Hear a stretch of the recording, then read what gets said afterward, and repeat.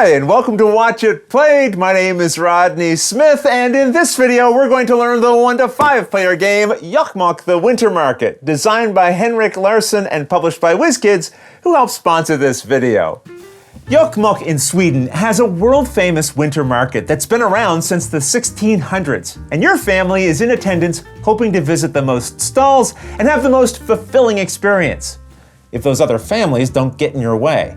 So, join me at the table and let's learn how to play. To set up, put this board in the center of the play area. Then give each person 2 family member pieces and a player token in their chosen color. They'll leave the token in front of themselves at all times as a reminder to the other players of their color. In this video, we'll assume that we have 4 players, returning any leftover pieces back to the box. Pick a person randomly to be the first player and have them set 1 family member onto this blue market entrance space. These can be stood up or laid down, and I'll lay them down for this video. Then each other player in clockwise order adds 1 of their family members to each empty space ahead of the previous person. The last player then adds their second piece to the following space, and in counterclockwise order, everyone also adds their second piece to the following spaces. This here is the current player token, which you now set behind the market entrance space. To make this easier to see during the video, I'll remove its stand and just lay it down. Alright, nearby, also create a pool of these various point tokens and set out this mid-game scoring token. The game comes with a variety of card sets which you can distinguish by their art and their label at the top. For example, these are the Patchwork, Sparkler, and Hot Dog sets. The sets come in 3 main categories based on the colored background behind the value in their top left-hand corner here. Blue for basic cards, red for experienced, and purple for special. Or you can refer to the number of leaves they show here, 1, 2, or 3. You'll typically choose any 2 sets from each category to create a unique combination for your game, returning all other sets to the box. But for your first game, they recommend specifically using these 5 sets. You'll find that combination and a few other recommended options here on the back of the rulebook, but how you mix and match the sets is truly up to you. I've chosen these 6 sets for this video because I think they'll give us a good variety of examples to learn about. Every set has a reference card that explains its unique rules and how it can score you points, which you should leave in a central area for everyone to see. Each set is also made up of morning and evening cards, which you can distinguish by the symbols found here on their fronts and by their backs, which show a morning or nighttime scene. Collect all morning cards from each of the chosen sets you're playing with and shuffle them into a face-down deck, doing the same thing with the evening cards. From the morning deck, deal a card face-up into each empty space of the board, starting in the space ahead of the player piece that's furthest ahead of the market entrance, and continue going all the way around until you get to the spot just behind the current player token.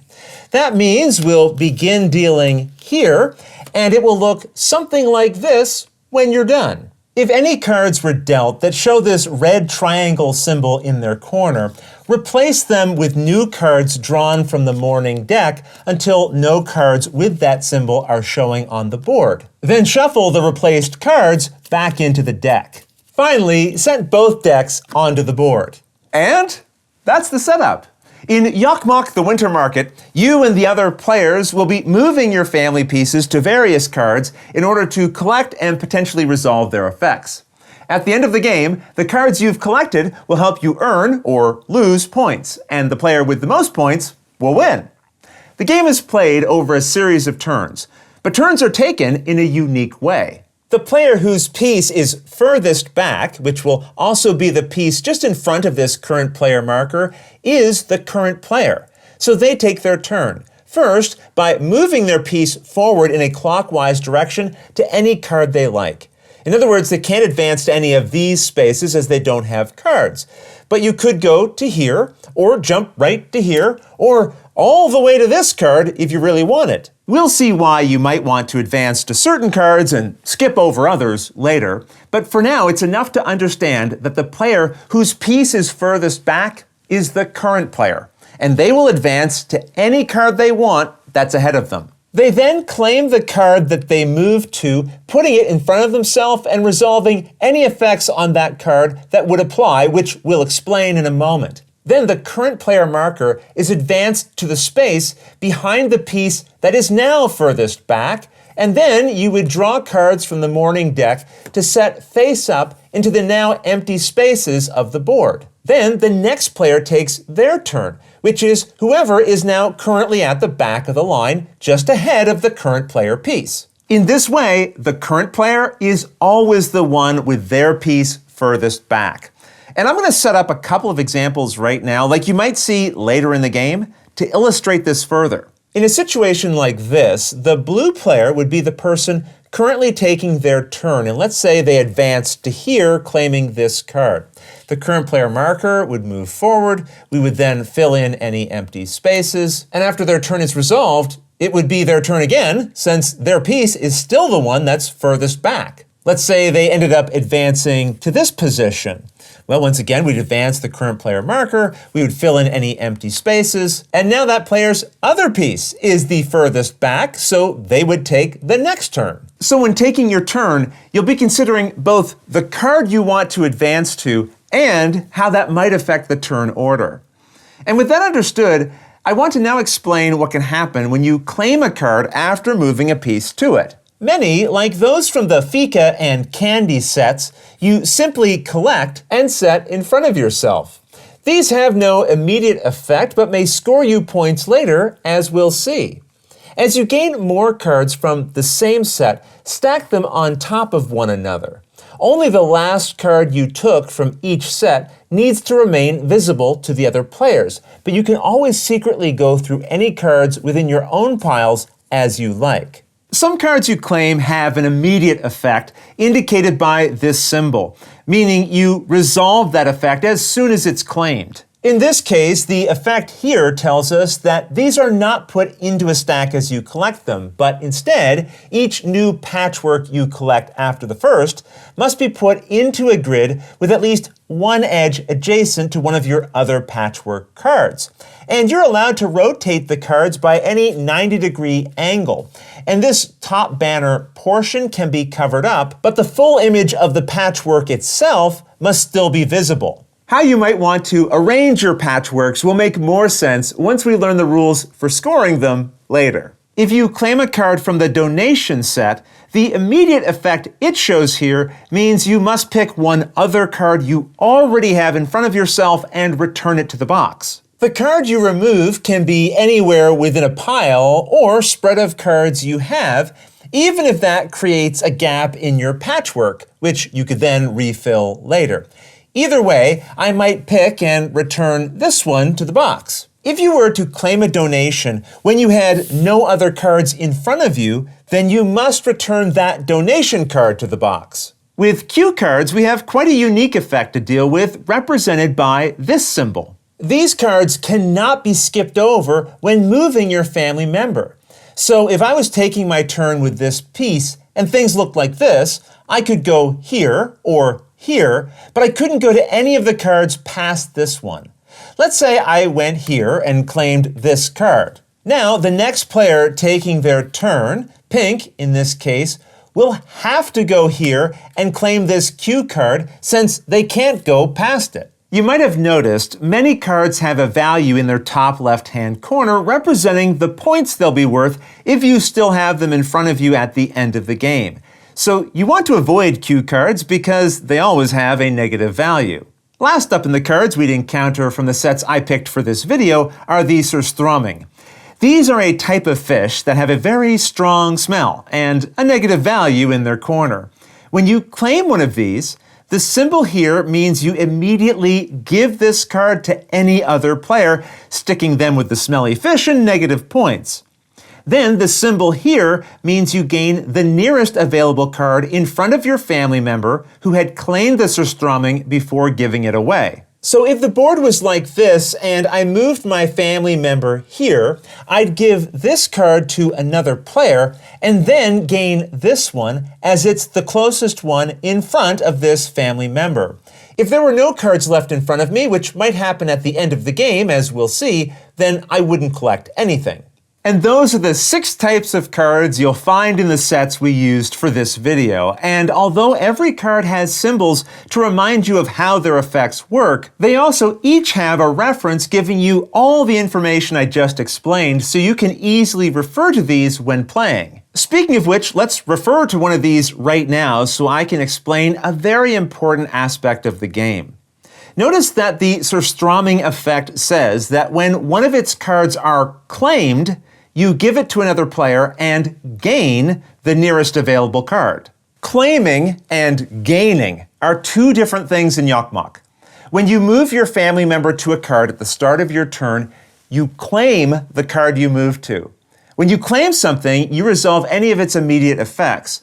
And during your turn, you will only resolve the effects of one card, the one you claimed. If a card you claimed causes you to gain another card, you'll take that other card and place it in front of you as normal, but you do not resolve its effect. So if I moved my piece here, claiming this Surstromming, I resolve its effects because I'm claiming it. This causes me to give it to another player.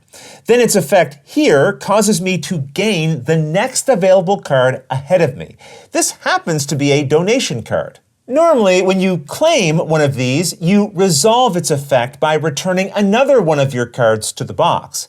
But since I gained this instead of claiming it, I don't resolve its effect, I just put it in front of me. If an effect contradicts the normal rules, it will say so on its reference. For example, when you claim or gain a Patchwork card, you still resolve its immediate effect of adding it to your Patchwork arrangement. These references are an excellent resource if you have any questions while playing. So now we know how to resolve a card after you claim it.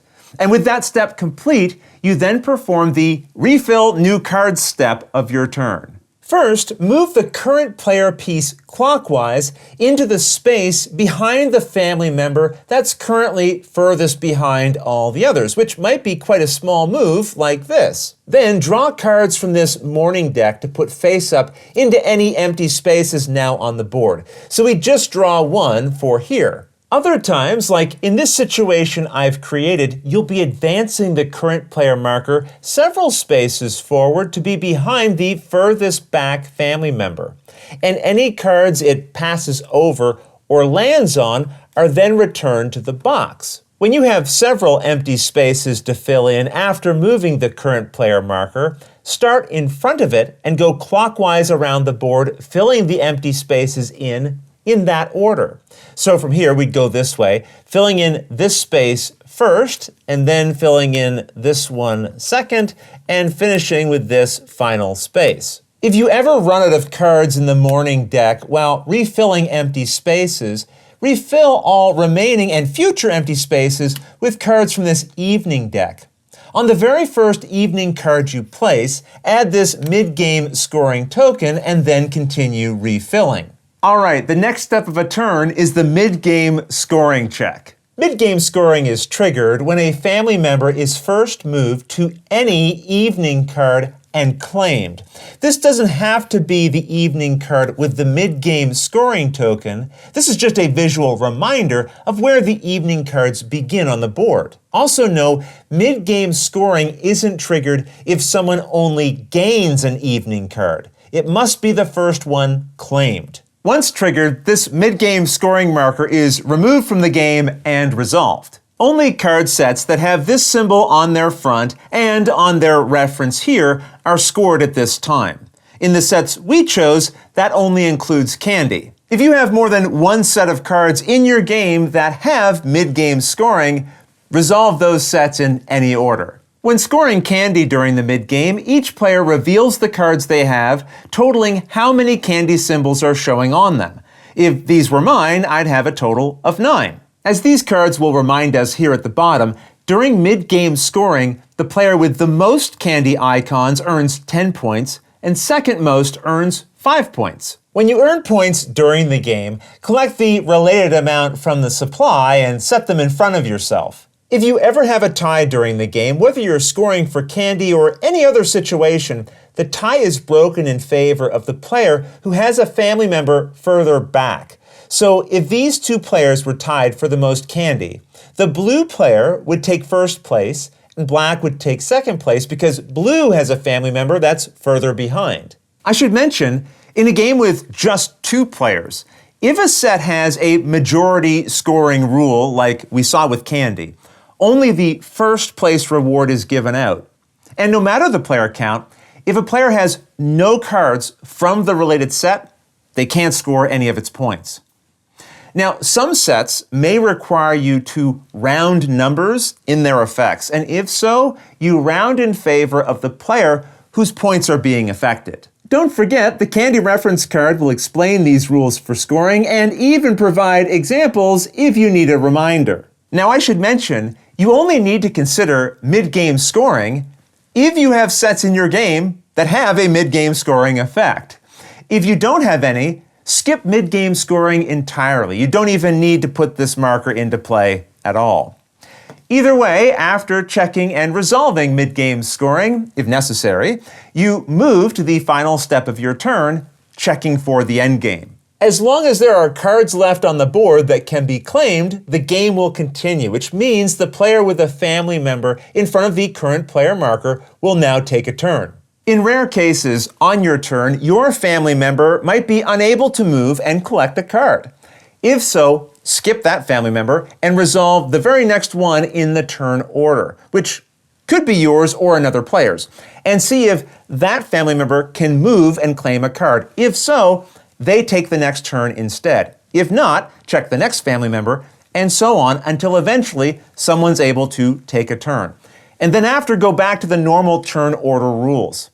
If not a single family member is able to make a move, the game ends and you move to final scoring. Also, and this is more typical, if at the end of a player's turn there are no cards left on the board to claim, or that can be claimed, the game also immediately ends and it's time for final scoring. First, every player moves their family member that is furthest ahead on the track over to this 0 space. You'll use these tokens to track any points you earn at this time. Do not change the position of the family member you had furthest back. These will be used for breaking ties. To begin scoring, players total any values showing in the top left corner of all the cards they collected. So at this time, you no longer keep the cards within your piles a secret. Again, the points this provides is tracked by moving your scoring marker on the board. Now players collect points from the endgame scoring rules for each of the card sets in your game that show this symbol. In our game, that would be these 3 sets. And don't forget, their player references will fully explain their scoring rules, but let's go through them together. Candy cards work as they did during mid-game scoring, except now the player with the most candy icons earns 20 points, second most earns 10, and here we have a third place position which earns 5 points. Remember though, in a game with only 2 players, you only award the first place points. For the Fika cards, you don't compare what you have against anyone else. Instead, you earn 4 points for every pair of coffee and bun icons found across all of your Fika cards, ensuring that each symbol you see is only used in one pairing. Here, I have 4 unique pairs, so I'd earn a total of 16 points. To score the Patchwork set, you look at your card arrangement, and for each square made up of 2 matching colored halves, you earn 7 points. So I have a full square here, here, here, here, and here, which would give me 35 points. Remember, you only earn points awarded by a set as long as you fulfill its requirements and have at least 1 card from that set. Once you've scored all of your related sets, add the value of any point tokens you earned during mid-game scoring to your points on the track.